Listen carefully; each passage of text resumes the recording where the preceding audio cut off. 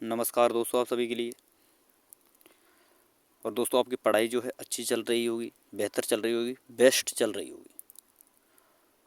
और दोस्तों, मुझे उम्मीद है जो आपके लिए जो मैं प्रैक्टिस सेट उपलब्ध करा रहा हूँ वो आप रेगुलर ले रहे होंगे। बहुत ही इंपॉर्टेंट प्रैक्टिस सेट है दोस्तों, आपके आने वाले एसएससी एचजीडी एग्ज़ाम के लिए दोस्तों। और इन सभी प्रैक्टिस सेटों में आपने देखा होगा दोस्तों, जीके और जीएस जितनी भी मैं आपके लिए करा रहा हूँ वो सारी दोस्तों आपके प्रीवियस ईयर जो पेपर हुए हैं उन्हीं के आधार पर आपके लिए करा रहा हूँ, ताकि दोस्तों आने वाले एग्ज़ाम में इनसे आपके जो है दोस्तों बहुत ज़्यादा प्रश्न आपको देखने को मिलने वाले हैं।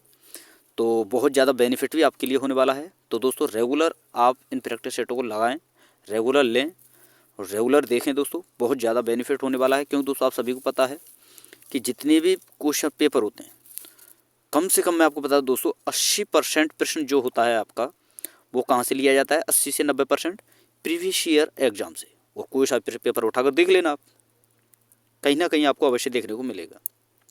तो दोस्तों, प्रैक्टिस सेटों को रेगुलर लगाएं, बहुत इंपॉर्टेंट है आपके लिए।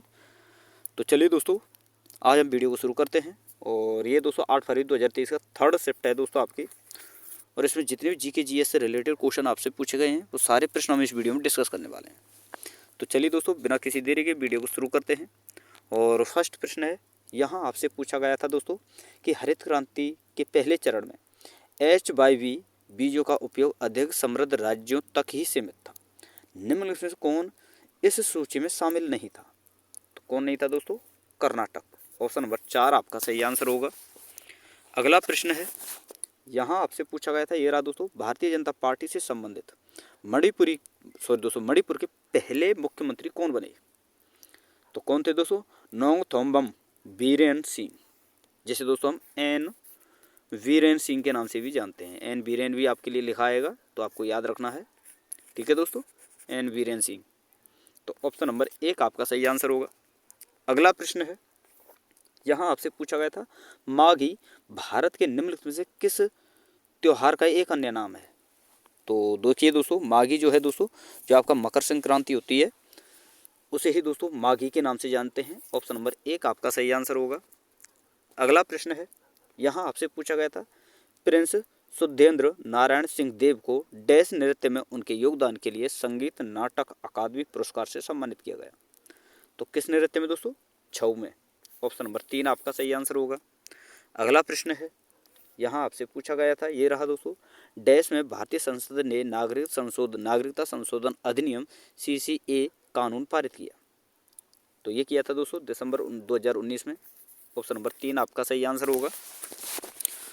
अगला प्रश्न है, यहाँ आपसे पूछा गया था दोस्तों, भारत में हरित क्रांति किस दशक में आई थी? तो कब आई थी दोस्तों? 1960 से 70 के दशक में।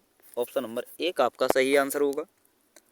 अगला प्रश्न है, यहाँ आपसे पूछा गया था, टेलीफोन, सेलुलर, टेलीकॉम, मेज और पेजर, टेलीफोन एक्सचेंज और रडार किस उद्योग के उदाहरण हैं?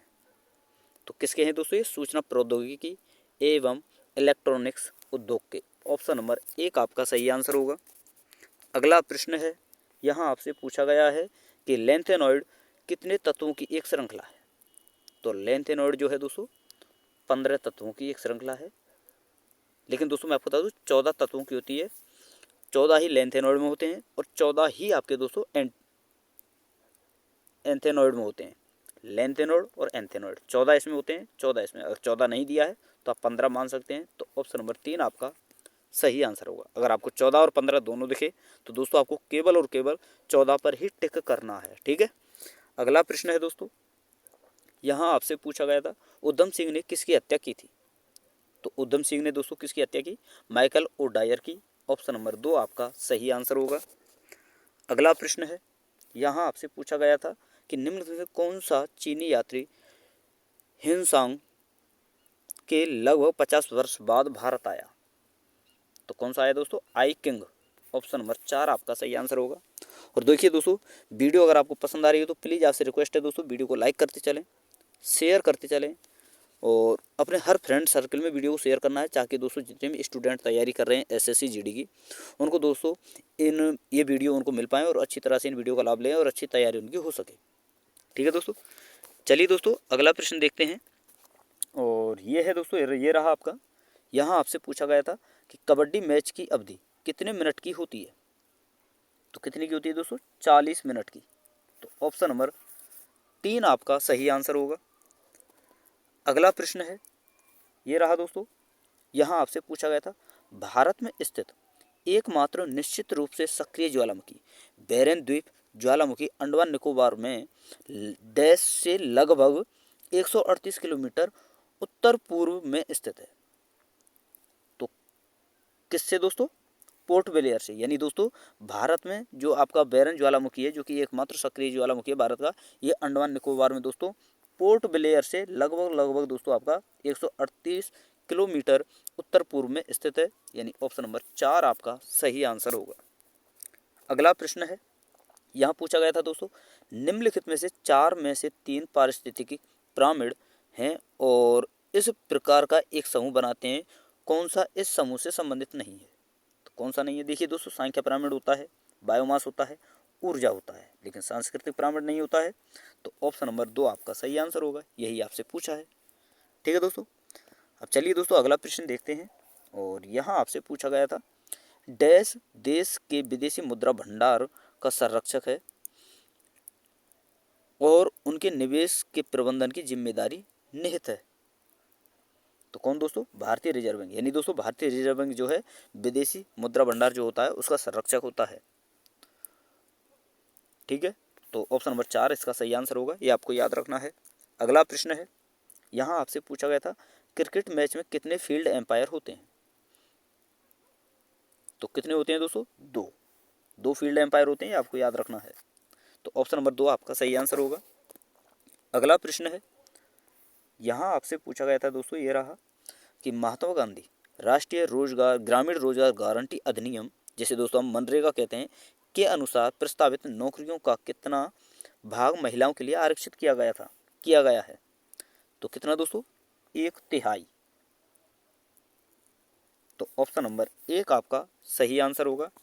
अगला प्रश्न है, यहाँ आपसे पूछा गया है दोस्तों, ये रहा कि निम्न से किसके कार्यकाल के दौरान स्वर्ण सिंह समिति का गठन किया गया था? तो किसके कार्यकाल के दौरान दोस्तों? इंदिरा गांधी के समय। तो ऑप्शन नंबर 2 आपका सही आंसर होगा। अगला प्रश्न है, यहाँ आपसे पूछा गया है कि लोकसभा के अध्यक्ष को कौन चुनता है?